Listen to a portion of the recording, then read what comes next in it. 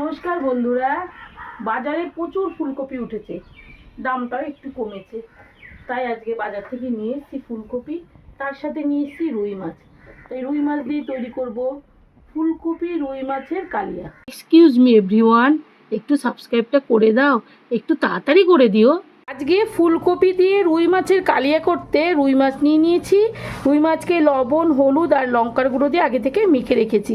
চলো এবার কি কি মশলা লাগবে সেটাও তোমাদেরকে দেখিয়ে দিই। এই যে মশলার মধ্যে থাকছে টমেটো বাটা, আদা বাটা, কাঁচা লঙ্কা বাটা, জিরে ধনে বাটা। আর সবজি কি নিয়েছি সেটাও চলো দেখা যাক। সবজির মধ্যে থাকছে ফুলকপি। ফুলকপি দিয়ে রান্নাটা হবে, তাই ফুলকপিকে লবণ হলুদ দিয়ে মাখিয়ে গরম জলে ভাপিয়ে নিয়েছি। আলু ডুমু ডুমু করে কেটে একবারে ভেজে নিয়েছি। আর নিয়েছি এখানে ধনেপাতা, অল্প কিছু নিয়েছি ক্যাপসিকাম কুচি, আর অল্প কিছু নিয়েছি টমেটো কুচি। চলো দেরি না করে এবার রান্নাটা শুরু করা যাক। রান্নায় চলে এলাম। এই দেখো কড়াইয়ের মধ্যে দিয়ে দিয়েছি সর্ষের তেল। আলু ভাজা যে তেলটা ছিল সেই তেলে রান্নাটা করব। একে একে আমি মাছগুলোকে ছেড়ে দিচ্ছি। মাছগুলো ছেড়ে দিচ্ছি।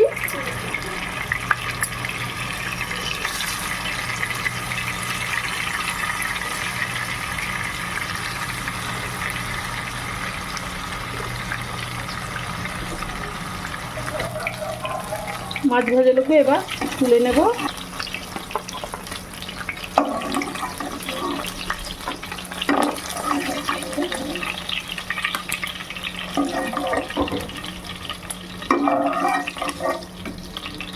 বাকি মাছগুলো ছেড়ে দেবো। এখানে মাথা আছে, মাথাগুলোকে দিয়ে দেবো, দিয়ে একই রকমভাবে ভেজে নেবো। মাছ ভাজা তেলের মধ্যে এখন ফুলকপিগুলোকে ছেড়ে দেবো। এই যে ছেড়ে দিচ্ছি।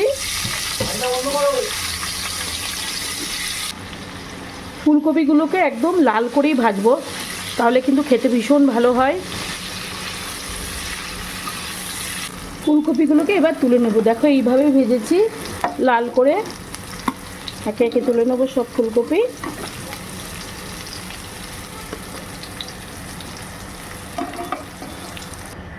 এর মধ্যে এখন আরেকটু তেল অ্যাড করব।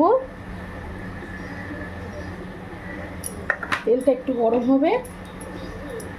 এই গরম তেলের মধ্যে এখন ফোড়ন দিয়ে দেবো। এই দেখো এখানে দিয়ে দেবো তেজপাতা, শুকনো লঙ্কা আর জিরে।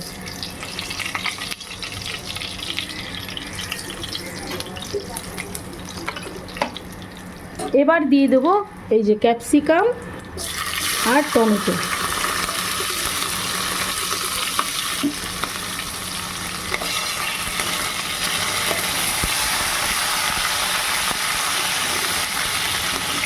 তেলটা ঠিক করছে, এই জন্য এর মধ্যে একটু লবণ ছড়িয়ে দিচ্ছি। এবার ভেজে রাখা আলুগুলো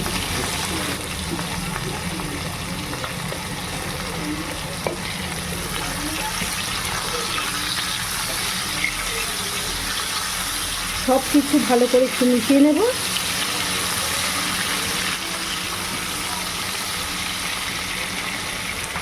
এবার চলে যাবে এই যে বেটে রাখা মশলাগুলো। প্রথমে দিয়ে দিচ্ছি টমেটো, তারপরে দিয়ে দিচ্ছি আদা, কাঁচা লঙ্কা বাটা আর জিরে ধনে বাটা। সব কিছু ভালো করে এখন তেলের সাথে মিশিয়ে দেব।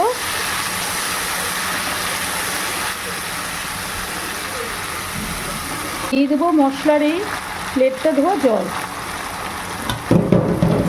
এখন দিয়ে দেবো হলুদ গুঁড়ো আর দিয়ে দেবো একটু লঙ্কা গুঁড়ো,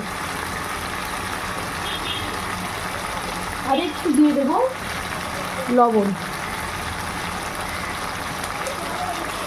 এখন আর কি ভালো করে মশলাটা কষাতে হবে, তারপরে আমি জল দেবো।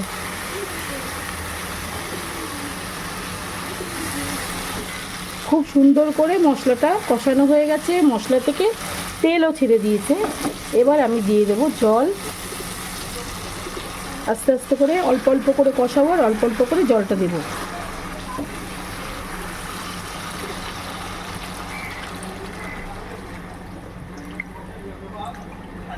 এবার আমি একটা ঢাকনা দিয়ে বন্ধ করে রাখবো, কারণ ঝোলটা ফুটতে হবে।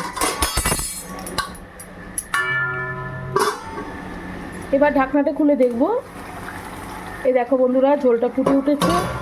এর মধ্যে এখন ভেজে রাখা মাছগুলোকে ছেড়ে দেবো। একে একে সব ছেড়ে দিচ্ছি।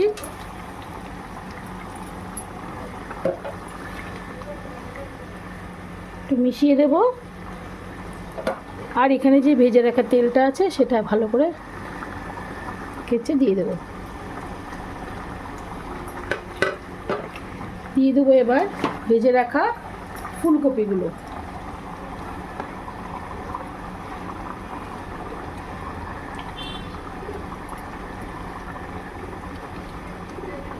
সব তেলগুলো দিয়ে দিলাম।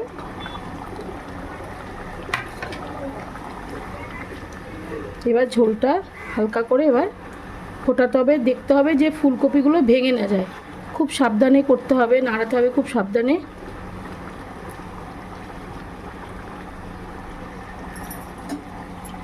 এই ঝোলের মধ্যে একটু সামান্য চিনি দিচ্ছি, যেহেতু ফুলকপি দিয়েছি চিনিটা দিলে কিন্তু খেতে ভালোই লাগবে। ঝোল কিন্তু মোটামুটি হয়ে এসছে। এর মধ্যে এখন একটু ঘি আর গরম মশলা দেবো। ফুলকপি দিয়ে বেশিক্ষণ আমি ফোটাচ্ছি না, কারণ ফুলকপিটা ভাপানো ছিল, ওই জন্যে ভেঙে যেতে পারে। রান্নাটা অলমোস্ট ডান। এই দেখো, একদম কাছ থেকে তোমাদেরকে দেখাচ্ছি। দিয়ে দিচ্ছি একটু ঘি আর দিয়ে দেবো গরম মশলা, যেটা কিনা ছাড়া একদমই ভালো লাগবে না। দিয়ে সব কিছু সুন্দর করে একটু মিশিয়ে নেব। হালকা করে মেশাতে হবে। অলরেডি দেখতে তো খুবই সুন্দর হয়েছে, খেতে তো ভালো লাগবেই দেখেই মনে হচ্ছে। ব্যাস, এবার ঢাকনা বন্ধ করে রাখবো। ঢাকনাটা বন্ধ করে দিয়ে নাবিয়ে তোমাদেরকে দেখাচ্ছি কত সুন্দর হয়েছে। এই দেখো বন্ধুরা, ফুলকপি দিয়ে রুই মাছের কালিয়া কত সুন্দর হয়েছে দেখো। এই দেখো, ওপর দিয়ে আমি একটু ধনেপাতা ছড়িয়ে দিয়েছি। ওপর দিয়ে ধনেপাতা ছড়িয়ে দিলে দেখতেও ভালো লাগবে, একটা ধনেপাতার ফ্লেভার তো খুবই সুন্দর। আর এই রেসিপিটা তোমরা দেখো, এই রেসিপিটা কিন্তু খুবই কমন, সবার বাড়িতে মোটামুটি হয় কম বেশি। আমি যেইভাবে করলাম সেইভাবে তোমরা দেখো। যদি তোমাদের ভালো লাগে তাহলে লাইক করবে, শেয়ার করবে, কমেন্ট করবে, অবশ্যই সাবস্ক্রাইব করো, তা নাহলে নতুন ভিডিও তোমরা দেখতে পাবে না। চলো, টাটা।